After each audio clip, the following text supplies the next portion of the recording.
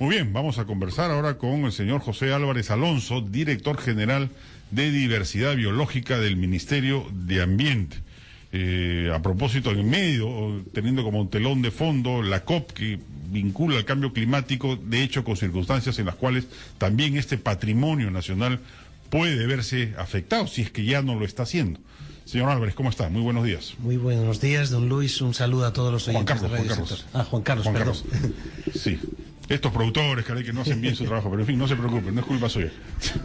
Ahora, el cambio climático, para hablar de un tema que está en coyuntura, ¿está destruyendo patrimonio biodiverso del Perú? Está amenazando seriamente. De hecho, ya tenemos bastantes evidencias, todavía no las suficientes, que el cambio climático está afectando muy seriamente ecosistemas, especies, cultivos, sobre todo. La agrobiodiversidad está muy presionada porque cada X años, se calcula que cada 10 años deben elevarse los cultivos 30 metros en promedio. Entonces los campesinos tienen que ir buscando cotas más altas para sembrar sus cultivos. ¿Por qué? ¿Por qué eso? ¿Que tienen que ir? Por el cambio climático. Tienen que ir subiendo por el clima. Por el clima, claro, porque se calienta. Entonces, donde antes cultivaban la papa, ahora han aparecido ya no hay nuevas plagas, los regímenes de lluvias han cambiado. Claro, cambia totalmente y pone en riesgo la seguridad alimentaria. Mira, ayer, por ejemplo, El Comercio sacaba la noticia de que el algarrobo está seriamente amenazado con el cambio climático. Es una planta que tiene una importancia enorme en la economía del norte, de Piura, Tumbes y otras regiones, y de 30.000 toneladas que se producían de algarroba en el 2000 han bajado a 5.000 este año. Entonces, eso nos da una idea del impacto que está teniendo. Directamente atribuido al cambio climático. No hay otras razones. No hay otras razones. Ha habido ciertos ataques de plagas, pero mayormente es los cambios de los regímenes. Sí, pero parece que las plagas se aprovechan justamente del cambio climático para proliferar. Además, yo imagino que hasta las plagas cambian. Absolutamente. Mira, tenemos la noticia de que ciertas plagas están apareciendo en cotas altitudinales que nunca habían aparecido. Por ejemplo, pulgón negro a más de 4.000 metros de altitud, que antes nunca había, que ataca la papa y otros tubérculos. Y eso nos pone nuevos retos para defender ese patrimonio tan importante para la economía. ¿Y está preparado el Perú para eso? Se está preparando. Acá la gente cree que no, que solamente es el calor y el CO2...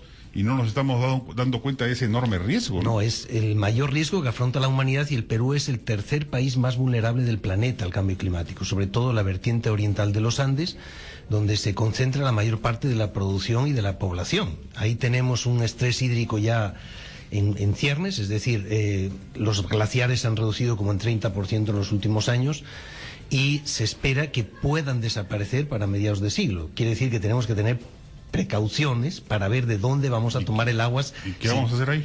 Mira, hay tecnologías ancestrales que pueden ser rescatadas y fortalecidas. Por ejemplo, el tema de tecnologías de siembra y cosecha de agua. Los antiguos peruanos fueron muy sabios en gestionar un recurso escaso, y hay formas de incrementar la infiltración del agua en cotas altas para que ese agua que ya no se almacena en glaciares se almacene en lagunas, bofedales, a través de zanjas de infiltración, etcétera, reforestando los bosques altoandinos que fueron talados en buena medida y haciendo un uso más eficiente y inteligente del agua, por ejemplo, con tecnologías de riego modernas, porque hoy día, por ejemplo, irrigar por inundación en la costa... No, ese es siempre fue un despropósito, pero ahora hoy lo es más aún. Ahora lo es más. Yo acabo de estar en Ica y... ¿Usted cree que debería llegarse a prohibir esa práctica? ¿Sembrar arroz, por ejemplo? Yo creo que sí.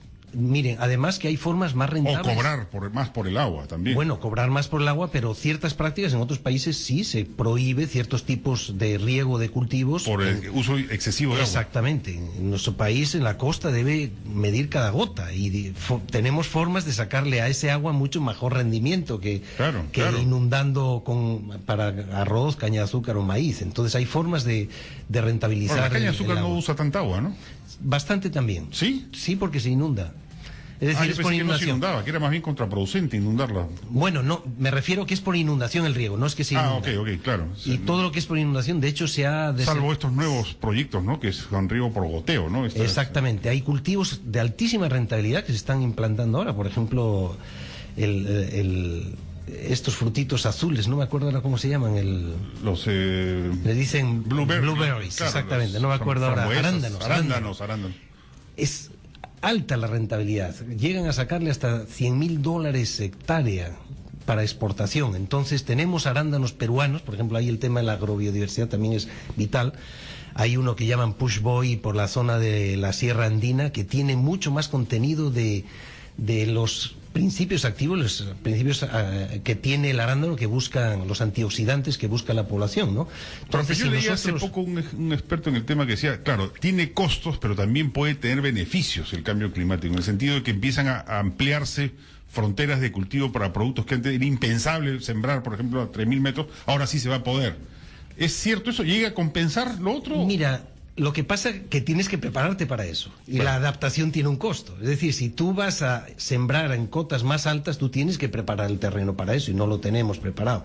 Si tú vas a poder cultivar ciertos cultivos donde antes no se cultivaban, tienes que tener la tecnología, las variedades adecuadas, claro, el paquete tecnológico, la capacitación. Prepararte además para el control de plagas de ese producto que antes no podía sembrar ahí. Entonces, es cierto que van a crearse algunas oportunidades, pero los riesgos son grandes y tenemos que adaptarnos a eso, y ese es el gran reto del Perú, ¿no? Por ejemplo, evitando... Hay gente que decía, ahora con el cambio climático va a poder sembrar frutas a 4.000 metros de altura. Bueno, quizás no tanto 4.000, no creo, pero un poquito más alto de lo que ahora sí. Pero lo que pasa que también tenemos que retirar cultivos que ya existían. Claro. Es decir, no es fácil implantar un cultivo de frutales, no crece de un día para otro. Entonces, si tú tienes nuevas plagas en las plantaciones de frutales... O sea, la velocidad del cambio climático de todas maneras nos va a agarrar de sorpresa. Nos está agarrando de sorpresa. Nos está agarrando ya de sorpresa. El dato ese del algarrobo es muy preocupante. En Amazonía, por ejemplo, donde yo he trabajado muchos años, es terrible el impacto en la fauna silvestre, en las pesquerías, y la gente tiene que adoptar nuevas medidas para usar más eficientemente los recursos, porque hay nuevas amenazas, hay crecientes extremas, vaciantes extremas, los regímenes de lluvias vienen cuando no corresponde. Por eso se considera que las tecnologías tradicionales, esa sabiduría acumulada por miles de años, sobre todo en el Ande, pero también en la Amazonía y en la costa, es quizás la mejor estrategia para adaptarse al cambio climático, porque ellos sí vivieron muchos cambios. Claro. Y sufrieron. Por ejemplo, civilizaciones completas como el Caral desaparecieron por el cambio climático, en aquel tiempo por el Niño. Claro. Y los siguientes... Hay una memoria histórica. Exactamente. Ya dijeron, oiga, no podemos alegremente malgastar el agua, etcétera. Y los sistemas de uso, por ejemplo, de agua de los antiguos son de los más eficientes del mundo. Pero hay una conciencia nacional sobre el agua, no creo. Está creciendo. Y eso obviamente es tarea de todos, sensibilizar a la población. En Ica, por ejemplo, donde comentaba que acabo de estar, es un drama ver los miles de hectáreas que se han perdido por sobreexplotación del recurso hídrico. La población ya tiene cierta conciencia, pero hace falta también más porque, por regulación. Ejemplo, proyecto que usted debe conocer de Sierra Productiva, los yachachis famosos, ajá, su gran revolución consiste en ¿qué? En lograr incorporar en la conciencia productiva de los pobladores del Ande, sobre todo, la necesidad de acumular agua y no depender de la lluvia. Y eso es lo que ha generado que cientos de miles de familias dejen de ser pobres y pasen a ser de clase media. Absolutamente. Por un detalle tan aparentemente nimio, ¿no? Absolutamente. Mira, por darte un dato, los bofedales altoandinos, que son humedales, que originalmente eran espontáneos, donde el agua se rebalsa un poquito en ciertas zonas de los valles, ellos los han ampliado de forma intencional, por miles de años han ido ampliando esto con zanjas de irrigación para tener pastos en la época de sequía. Entonces, estos bofedales ahora son almacenes de agua que pueden, en cierto modo, compensar lo que ya no tienes en el glaciar. Claro. Eso había que recuperar y incrementar. El tema de los andenes, de los casi 1 millón de hectáreas de andenes que hubo en la época incaica, solo tenemos solo 200.000 operando. Hay que recuperar, porque esos andenes también usan de forma mucho más eficiente del agua. Claro, que los andenes no los pueden regar por inundación por un tema hasta físico. Absolutamente. Inunda un andén, se te cae todo. Entonces la propia configuración topográfica obliga a racionar el agua, ¿no?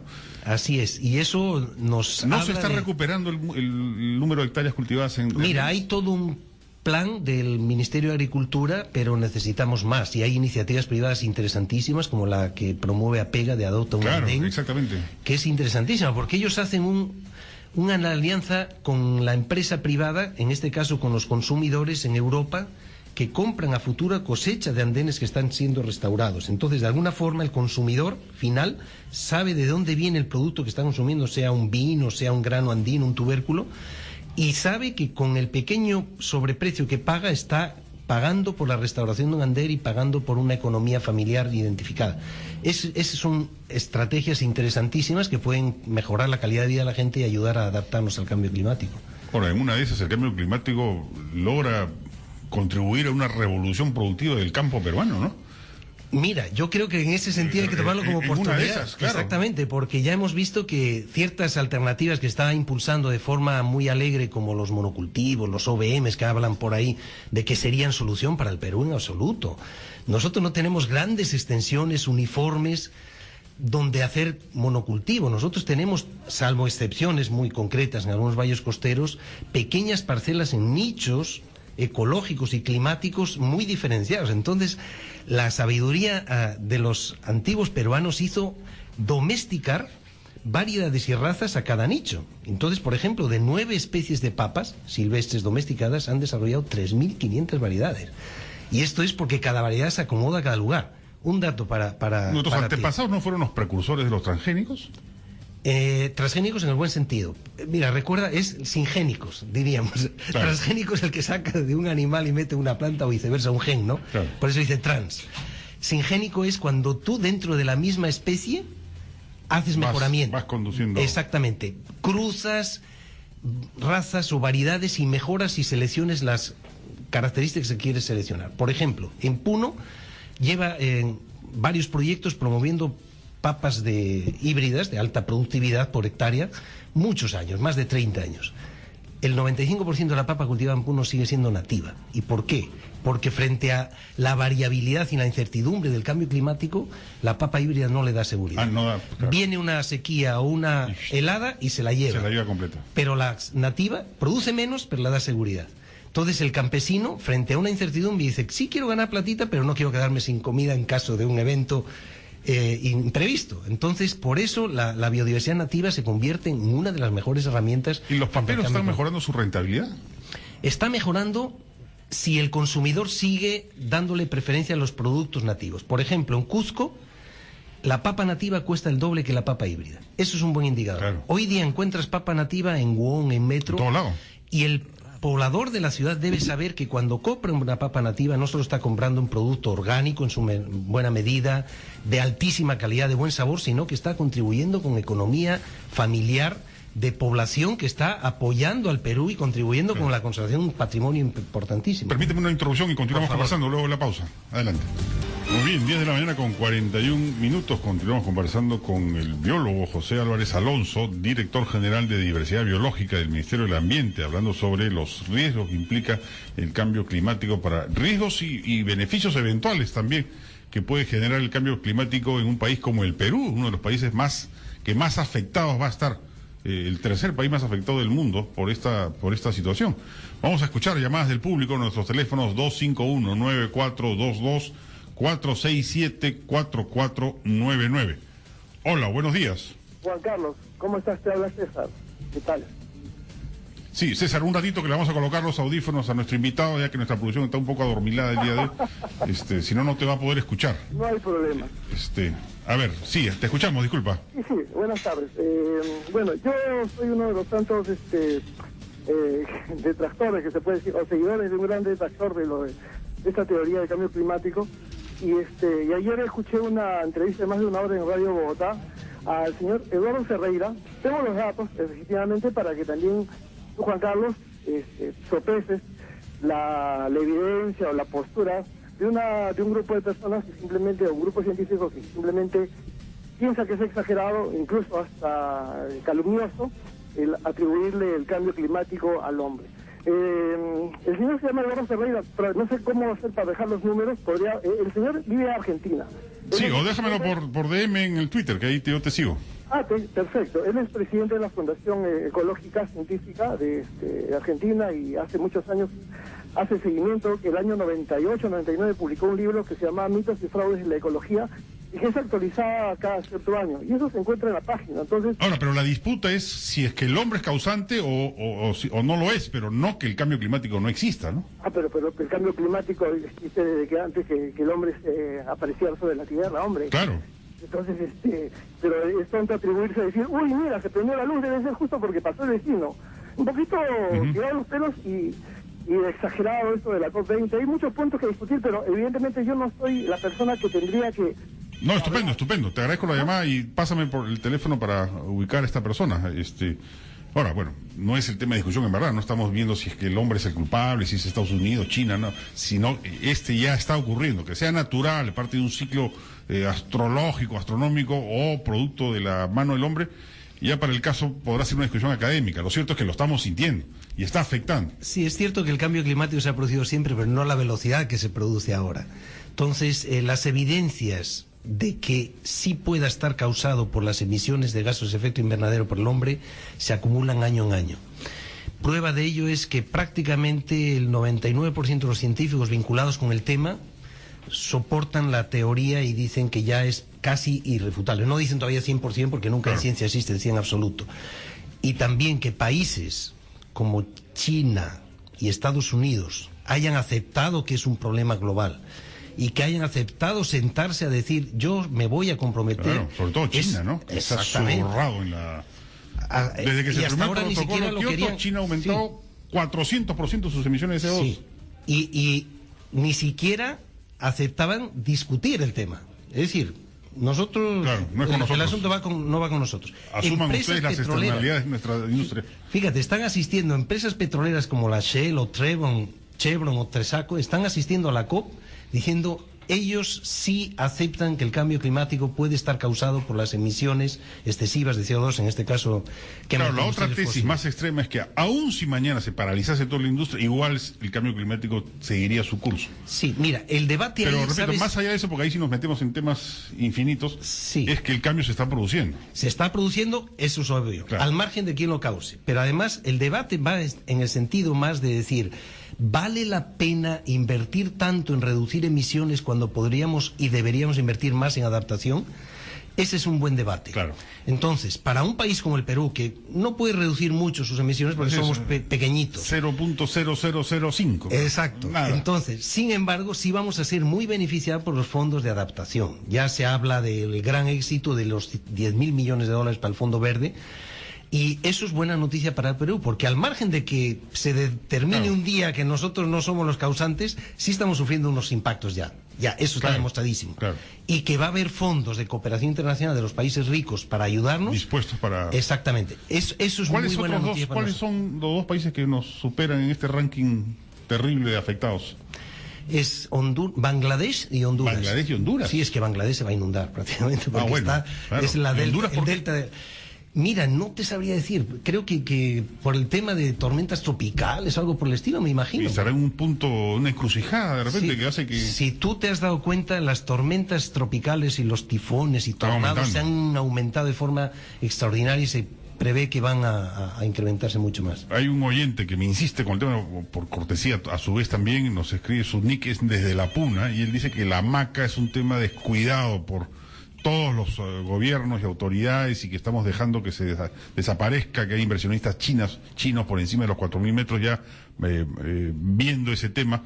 Es un producto interesante para esta situación de cambio climático. No tiene ninguna particularidad. Mira, que lo haga especialmente bueno. Todos los cultivos altoandinos tienen problemas con cambio climático, pero en este caso no creo que sea uno de los más vulnerables, pero sí hay que tener cuidado con él. El problema de la hamaca es todo ese boom que ha habido, una demanda impresionante desde el sudeste asiático y desde China, por sus cualidades de reforzador de la fertilidad, claro, y todo esto.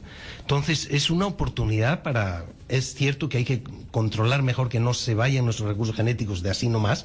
Es un problema el tema de la biopiratería, pero hay que aprovechar la oportunidad. Es decir, tampoco decir, yo no voy a vender mi maca, ¿no? Claro. Hay que venderla en la mejor medida, es decir, preferiblemente transformada, pero como ha habido ciertos casos de exportación de maca elaborada ya falsificada, pues es que por eso los chinos prefieren exportarla en bulbo, ¿no? Y ahí había todas las sensibilidades y podía estar exportando recursos genéticos.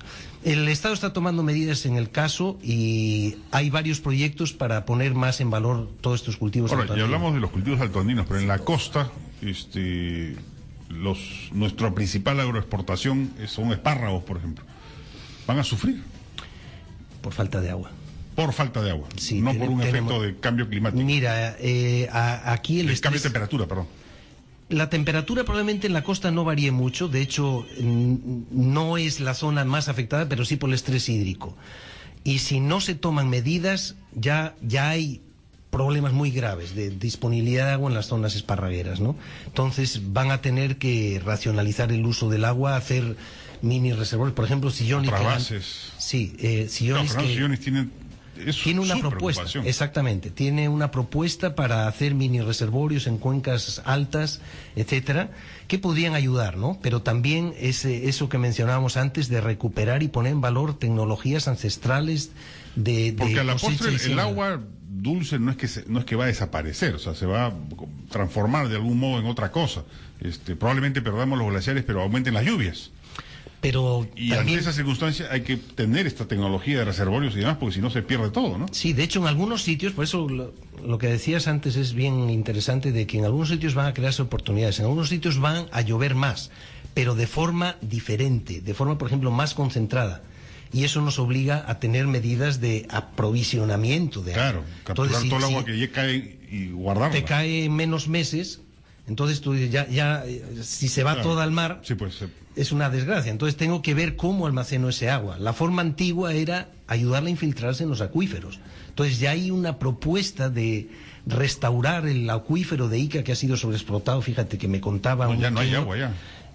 Hace 20 años estaba a 3 metros en cierta zona, una pampa, y ahora está a 30, 40 metros. La de Villacurí, seguramente. Entonces, eso es un problema gravísimo. Primero porque ya no alcanzan los pozos, y segundo porque el agua de mar entra y salinifica el acuífero, y eso es una catástrofe. Entonces ahí hay medidas urgentes. En términos científicos, no sé si estará a su alcance esta pregunta. ¿Siempre la proporción de agua dulce que ha habido en la humanidad es la misma? ¿Se mantiene incólume? Esa es buena pregunta. Yo no te podría contestarla ahora. Sabemos que, mira, en el caso de los glaciares, que es la mayor reserva de agua dulce del planeta, en la época de las glaciaciones sí hubo más en los glaciares. Y los mares estuvieron mucho más abajo. Mucho más abajo. Entonces, en aquella época sí hubo más agua dulce. Pero el agua de los glaciares, sobre todo en los polos, ¿no? Claro. Fíjate que Europa estuvo congelada hasta prácticamente media Francia, o el norte de España, hubo en la última glaciación. Entonces había mucha más agua dulce, el nivel del mar era mucho más bajo, de ahí viene después todo el tema del mito del diluvio universal, porque con la deglaciación se incrementó, no sé, 30 metros el nivel del mar, y toda la población de las zonas costeras, incluyendo el Mar Negro, se inundaron, ¿no? Entonces, diríamos que ese agua ahí está, es una posible reserva para futuro, pero no la podemos usar ahora. Aquí lo que nos tecnológicamente desalinizar el agua del mar es muy caro aún. Es muy caro, sí. Sigue siendo muy caro. Sigue siendo muy caro. Es decir, ¿Pero infinitamente caro, digamos? Diríamos, se lo pueden costear países árabes que tienen petróleo y energía barata porque tienen petróleo ahí, pero a nosotros nos costaría mucho. Todavía se puede racionalizar mucho más el agua de que disponemos. Tú vas a ríos de la costa y todavía vierten al mar agua. No, los ríos de Piura, de la región. La región Piura bota más agua al mar de la que bota todo Chile. Todo Chile, ¿eh? Y Chile nos quintuplica en producción de agroexportación con mucho menos agua que la que tiene solo la región Piura. El río Churi y Piura botan agua, pero de una manera impresionante. La cosa es usarla eficientemente y evitar que se depreden esos bosques de cabecera que son las fábricas de lluvia, en cierto modo, por ejemplo, la Sierra de Piura. Hay ya toda una serie de propuestas. Fíjate, es un tema interesante. Los bananos y mangos orgánicos que se exportan les obligan a las certificadoras a contribuir a la conservación de la cuenca alta. Eso es un buen dato. Entonces, hoy día ya tenemos una ley de servicios ecosistémicos de compensación que podría promover este tipo de figuras, que el agroexportador que usa agua abajo, cualquier valle costero, contribuya con un pequeño aporte a conservar mejor las cuencas altas donde se capta el agua. Entonces este tipo de mecanismos ayudaría en el futuro mucho. No, y lo otro que lo conversamos fuera del aire es a los que usan de modo tan intensivo el agua, como son los arroceros en el norte, que paguen pues un bono, porque esa agua, primero, que están cobrándoles demasiado poco o nada por el agua que usan. Y esa agua es un bien escaso. Absolutamente. En base a la función de la oferta y la demanda, además debería costar un montón de plata. Y además se están generando externalidades que nadie asume. Claro, por eso es muy rentable pues el negocio, ¿no? Inundo de agua, siembra arroz, ¿qué me importa? Sí, en este escenario de creciente escasez de agua van a tener que el Estado imponer algún tipo de medidas de regulación como esas. O sea, de acá a 5 años los que siembren arroz van a hacer tanto daño ecológico como los que sacan oro con mercurio de la selva.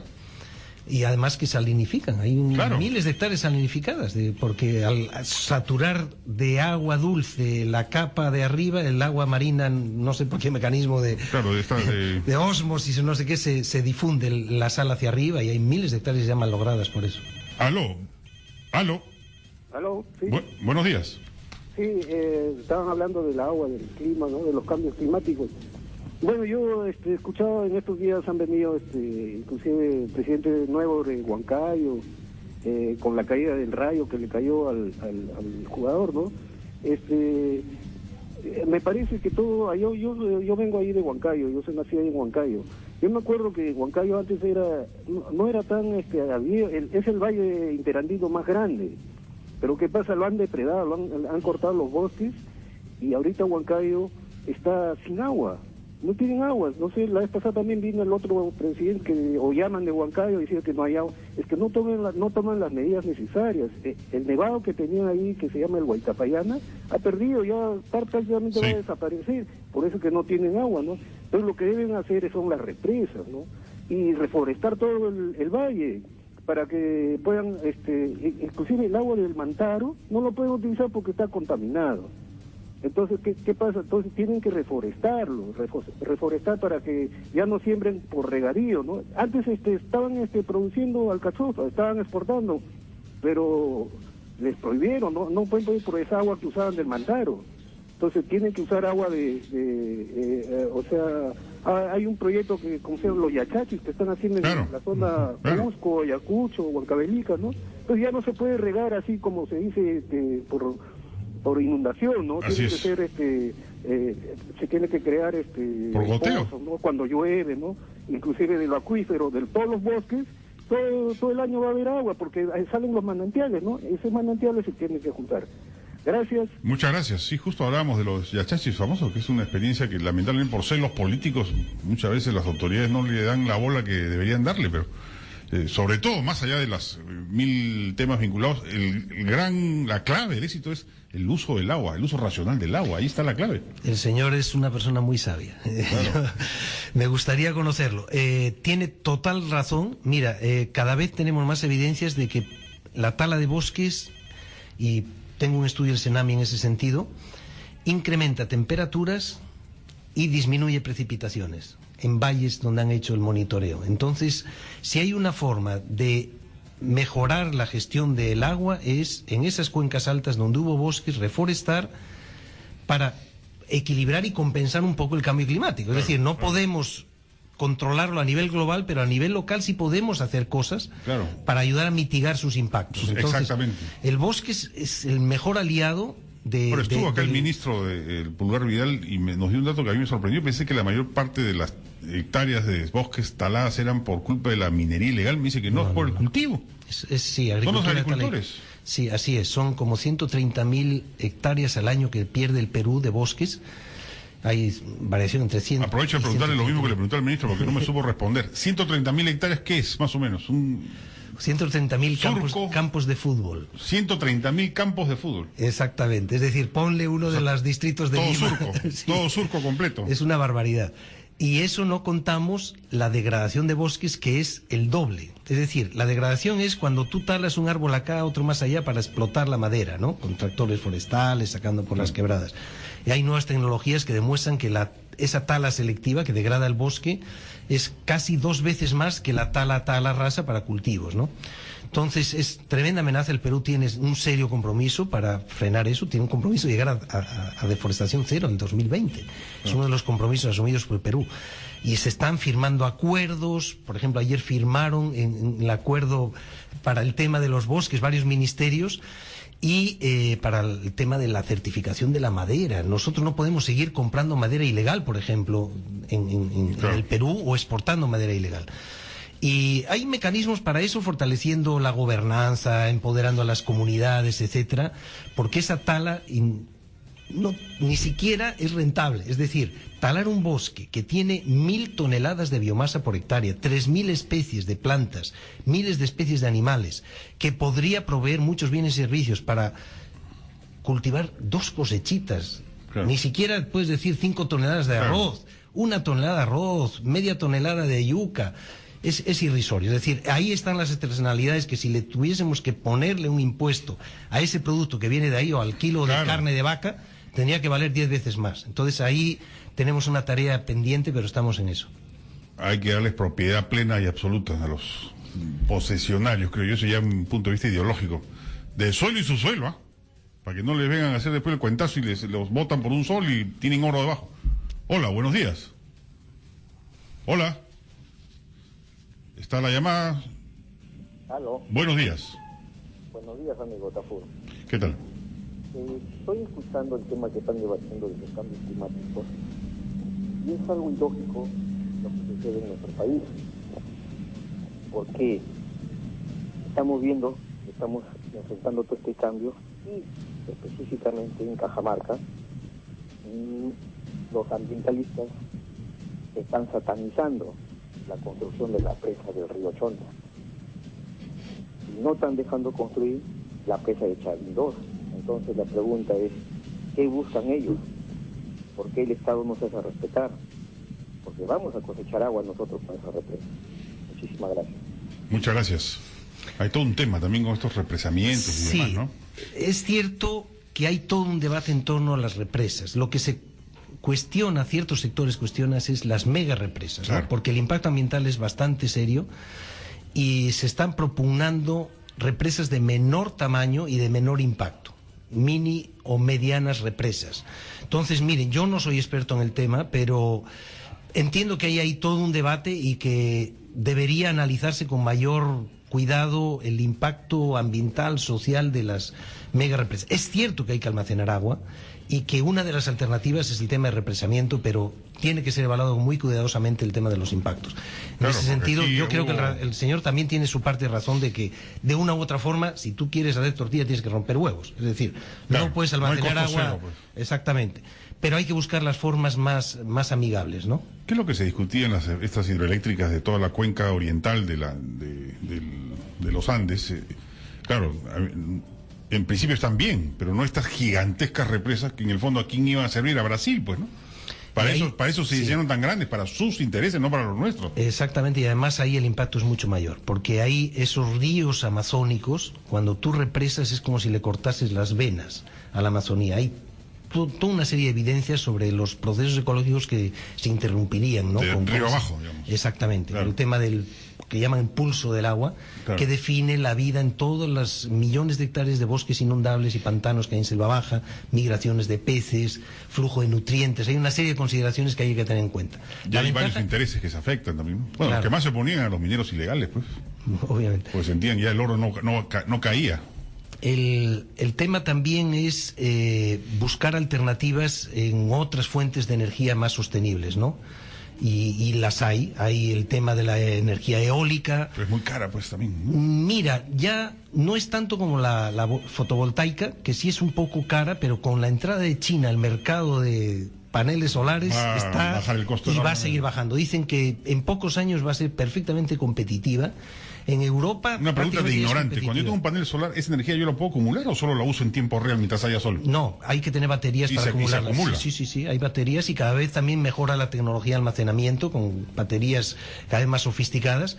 El reto es... Porque el día que el usuario tenga que pagar en su recibo un poquito más porque ha aumentado el porcentaje de energías no convencionales, ahí también como para pensarlo, ¿no? Exactamente. Mira, el futuro, por ejemplo, de la Ande peruano, sobre todo en las vertientes orientales, donde tenemos población en extrema pobreza, que está talando los últimos bosques en ciertas zonas, podría ser fuentes de energía sostenibles. El día que lo podamos almacenar, Cada familia podría tener en su quebrada un generador de hidroenergía y transportarla, si pudiésemos hacerlo, y en eso se está investigando mucho, pero dicen que pronto vamos a tener una forma de transportar esa energía.